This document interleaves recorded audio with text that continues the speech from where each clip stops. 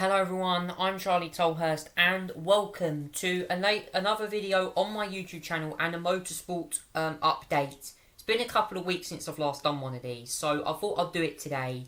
And we're going to recap on the British Grand Prix, which is the F1 at Silverstone, along with other motorsport news that's come in over the past few days as well. But the main news from the Formula 1 was the British Grand Prix last weekend at Silverstone. An event I followed very closely and watched on Channel 4, as it's one of the only races they broadcasted all year live. And yes, a surprise winner. And no one thought this. Mercedes have won the last two races in a row, and Sir Lewis Hamilton claiming the victory for Mercedes. Mastering the changeable conditions, pitting at the right time for slicks, and to go on to intermediate tyres when the rain fell harder. Won the British Grand Prix. It was his 104th career win, and also he now breaks the record for the most wins at one single F1 track with 9 at Silverstone. It's a record for any racing driver at any circuit in F1. 9 victories. Of course, Ayrton Senna won Monaco 6 times. Lewis Hamilton's won the British Grand Prix 9 times with Mercedes. What a huge achievement for the team. And Mercedes, Lewis Hamilton get his first win since Saudi. I think it was Saudi Arabia 2021 his last win. So, a long time ago. Nearly 3 years ago, funny enough now. But yes, Sir Lewis Hamilton and Lewis Hamilton claiming the victory there in the race.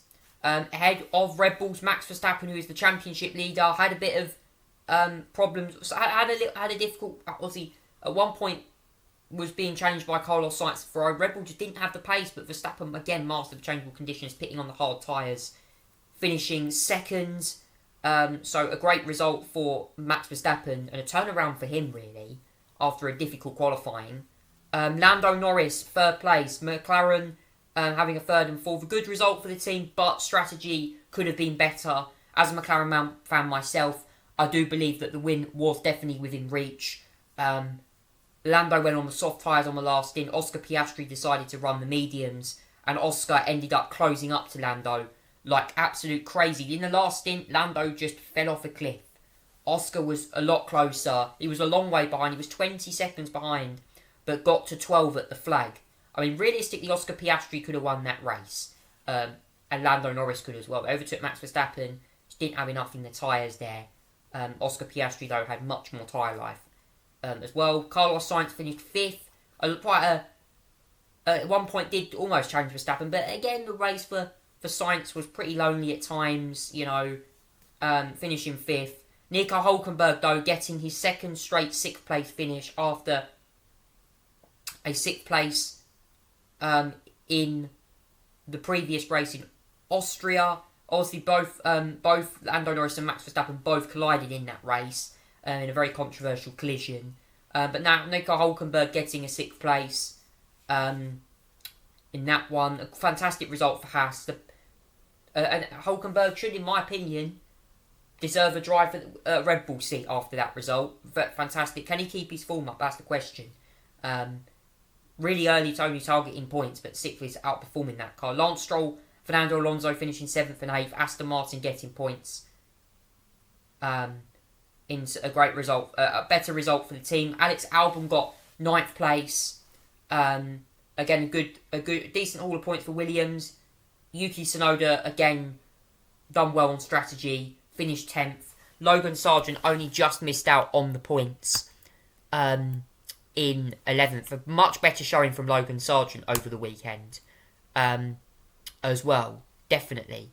And then Magnussen, Bottas and Leclerc one lap down, and then a complete just Ocon 16th. Pierre Gasly didn't really start the race. He had an issue with the car, engine issue after the power unit.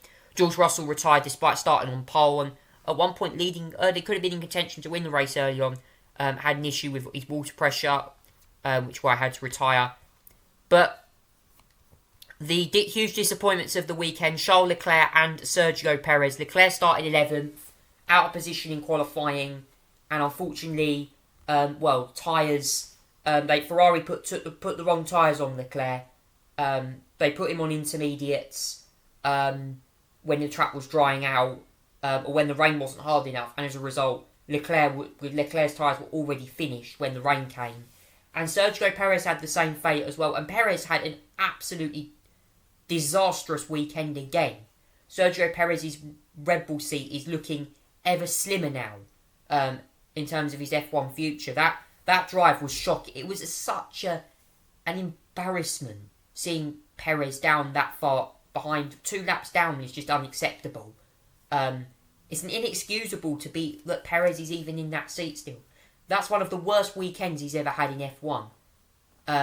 He had Austria he couldn't get past Nico Hülkenberg, and now what does he do in qualifying? Bins it at Copse, and then can't even get anywhere near the other drivers in the field in this race. It was shocking.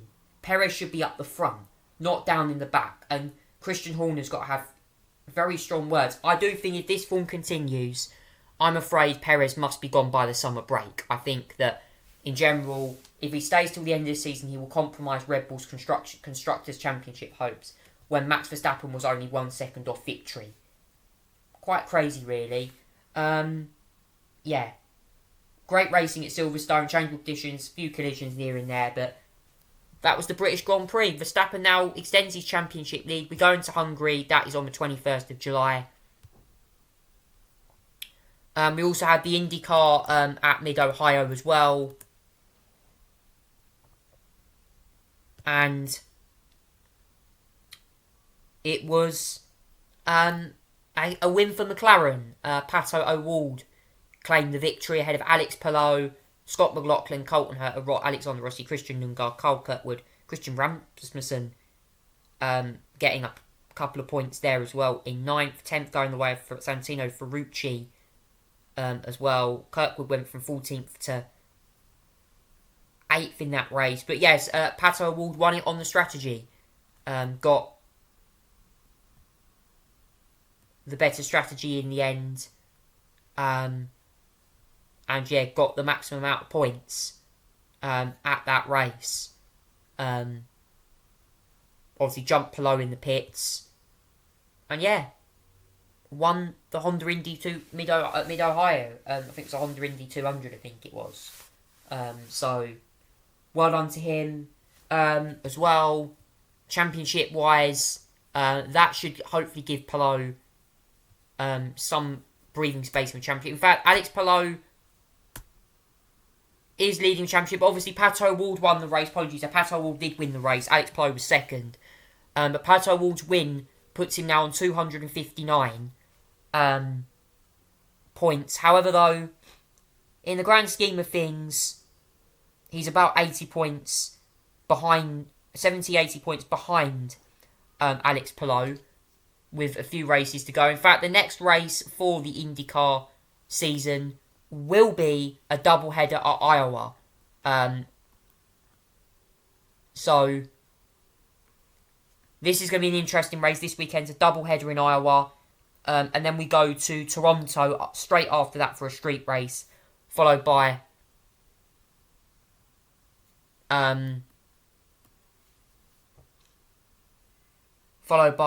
also as well a couple of races in August. A few races in August. Got Bummery Automotive at Worldwide Technology Raceway. Portland, Milwaukee. 2 doubleheader there. And then obviously 15th September, Big Machine Music City Grand Prix will be the final race. So there's still a little way left in the IndyCar season. It's all to play for in the championship at the moment. And that's it for the Motorsport update this week. Any more questions, please let me know. But that's all your main Motorsport news. And of course, the Formula E also kicks off at the end of this month as well. In London, where there's a big championship battle in that as well. Thanks so much for watching. Take care and good night.